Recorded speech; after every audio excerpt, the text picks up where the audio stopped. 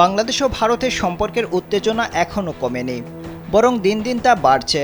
বাংলাদেশে আগত ভারতের পররাষ্ট্র সচিবের সঙ্গে বৈঠকের দিনই পশ্চিমবঙ্গের মুখ্যমন্ত্রী মমতা বন্দ্যোপাধ্যায় বাংলাদেশকে হুঁশিয়ারি দিয়েছেন।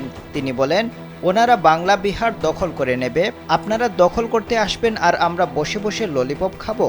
সোমবার বাংলাদেশকে উদ্দেশ্য করে তিনি এই মন্তব্য করেন। ভারতীয় সংবাদ মাধ্যম টাইমস অব ইন্ডিয়া এই তথ্য জানিয়েছে।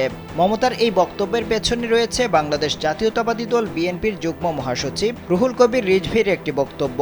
গেল ৮ ডিসেম্বর রিজভি বলেছিলেন, ভারত চট্টগ্রাম দাবি করলে বাংলা বিহার এবং উড়িষ্যা ফেরত দিতে হবে। এই মন্তব্যের পর দুই দেশের মধ্যে পাল্টাপাল্টি প্রতিক্রিয়া বাড়ছে। মমতার মন্তব্য সেই প্রতিক্রিয়ারই অংশ।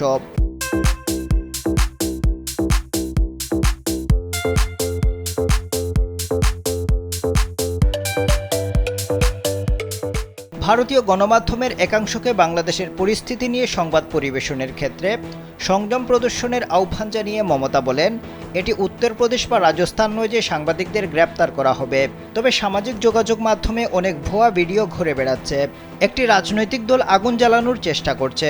এজন্য সবাইকে এই বিষয়ে সতর্ক থাকতে হবে। নয়াদিল্লি এবং ঢাকার ক্রমবর্ধমান উত্তেজনা ইস্যুতে গণমাধ্যম ও রাজনৈতিক নেতাদের শান্ত থাকার আহ্বান জানিয়ে পশ্চিমবঙ্গের মুখ্যমন্ত্রী আরও বলেন, রাজ্যের শৃঙ্খলাকে প্রভাবিত করে এমন উস্কানিমূলক কর্মকাণ্ড থেকে সবার বিরত থাকা উচিত।